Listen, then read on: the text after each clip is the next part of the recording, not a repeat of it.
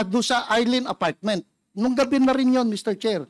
Para maagapan, baka yung makuha namin yung mga naando na sinusurveillance namin, baka makita namin doon sa apartment.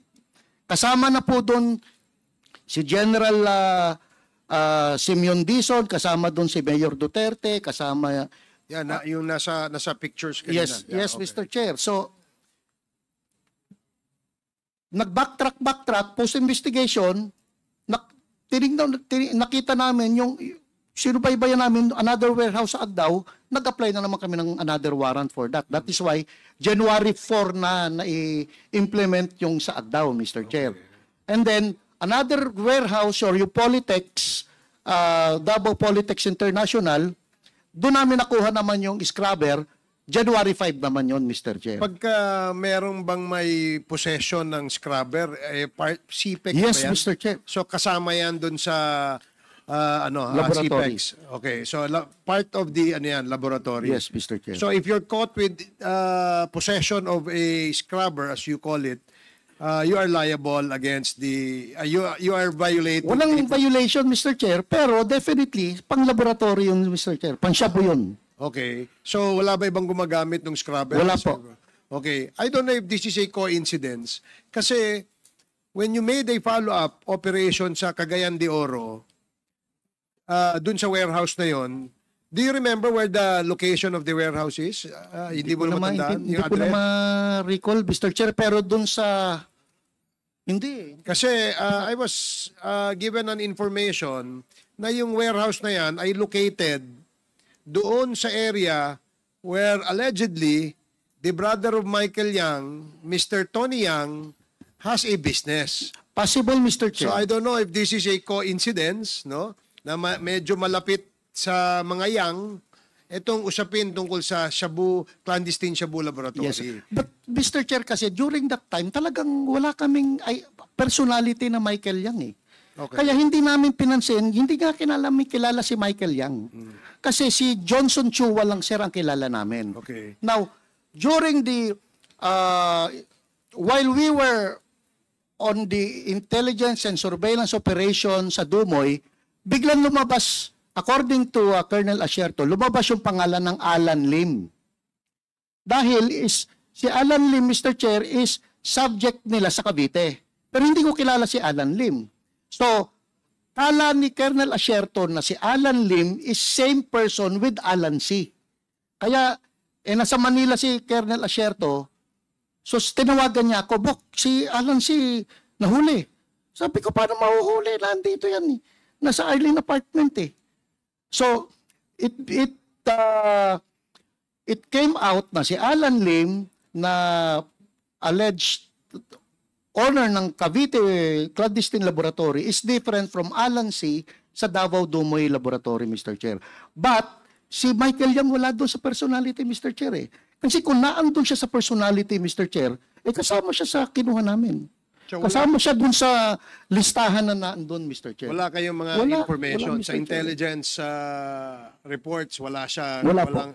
But si Johnson Chua, Mr. Chair, ang main player. Is there a connection or link between Johnson Chua and Mr. Michael Yang? Wala po, Mr. Chair. Wala? No business transactions? Nothing? We did not conduct the post-operation investigation on Michael Yang because wala nga siya sa personality namin, including sa AIDSOT personality. Kasi when you did your intel gathering against Mr. Johnson Chua, wala kayong nakita na Michael Yang doon. Wala po. So you're telling us that Michael Yang is not in any way, as per you, not connected with Johnson Chua syndicate. Michael Yang is not collected in Dumoy Laboratory. No, overall. I'm in charge of the Dumoy, Mr. Chair. Wala naman akong pakialam sa buong Pilipinas eh. Regional Office 11 lang ako, sir eh. So, doon ako sa Dumoy.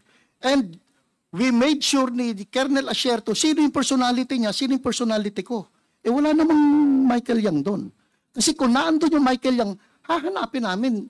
Maliit lang ang Davao, Mr. Chair eh. Hanapin namin. But si Johnson Chua Lumabas kasi yung pangalan ni Johnson Chua dun sa toll record na nakita na nasa Davao City. So we identified na naandun yung Johnson Chua. But hindi pa namin namumukaan kung sino yung Johnson Chua during that time. Kasi focus kami, Mr. Chair, sa laboratory. Nakatakas yung Johnson Chua na sana nakuha namin, Mr. Chair. Kasi nung January 1, nagdatingan lahat ng big sa Davao City, sir eh. Naando si late General Reyes, naando si DG Abinido, naandun si General Aglipay, naandun si General De Leon. So naandun lahat. Instead of me conducting post-operation, intelligence operation, investigation, nag-entertain kami, sir, ng bisita on January 1. Doon nakatakas si Johnson Chua, sir. Na sana, kami, na-identify yung yung bahay. Later na namin na-identify yung bahay. So, nag-entertain muna kayo ng bisita bago na... That's what happened, Mr. Chair. Baklase yun, this guy is a big-time drug lord. And napataka siya because nag-entertain tayo ng bisita. Anyway, so lastly, there were reports, no, according to, if I'm not mistaken, I heard it dun sa statement ni Mr. Las Cañas, no, na itong mga Chinese nationals na nahuli ay tinanong siya, no, tinanong sila, nasan yung inyong passport? Yung inyong para ma-ascertain yung identities nitong mga to. And they mentioned the name na nasa boss namin. Sabi nila, nasa boss namin, ang pangalan ng boss nila ay si Mr. Michael Yang. So, and that actually is the information na nakuha ng informer. Kaya nalaman natin na itong si Michael Yang ay may malaking posibilidad na involved dito sa Johnson Chua drug syndicate. Mr. Chair, si Las Cañas wala dun sa operation. Wala nga, hindi ko nga nakita during 3 months of operation namin yung mukha ni Las Cañas eh. Kaya hindi ko alam kung saan nanggagaling yung sinasabi niya eh. Okay, so sige, that's noted. The next to interpolate is Congressman Keith Flores. You have 10 minutes. Thank you, Mr. Chair. Mr. Chair, I just want to follow up lang on the issue of Alan Lim, sir. Because I remember in the previous hearing, Director Wilkins Villanueva, you testified that he is not the same person that had a case filed in Pampanga ba yan? Or saan yan? Cavite, Mr. In Chair. Cavite. Do you confirm that statement pa? Mr. Chair, ang ginamit kong basis doon, Mr. Chair, is yung SOI na ibinigay ni Captain Perote sa PIDEG, sa HSOT. So, Can you tell me what's an SOI? SOI. Summary of information. Okay. So, inilagay niya doon sa kaliwa, si alleged Alan Lim, inilagay niya doon sa kanan, yung Alan Lim na kasama ni President. Ang laki ng diferensya, sir eh. Yung Alan Lim sa kaliwa, nakatikwas, sir, yung ilong eh. If you can, naandun, sir, sa ano? Ang basis naman ng distinction nyo, sir, is just the photograph.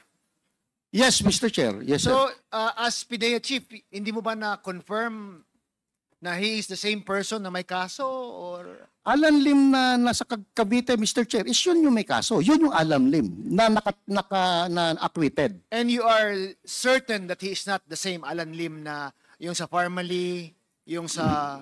Kasi wala akong information, Mr. Chair, about yung Alan Lim na ina-alleged ni Perote. Ang information ko is yung Alan Lim na nahuli sa Cavite. So kinumpare ko, Mr. Chair, si Alan Lim na nasa Cavite, nakatikwas yung ilong eh. Kaya nga, sir, I'm going back to the question na you just confirmed it by comparing the photographs. Yes, Mr. Chair. Okay, now, how about the current PIDEA, ASEC Gumban? Sir, can you make a definitive distinction, no, kung si Alan Lim na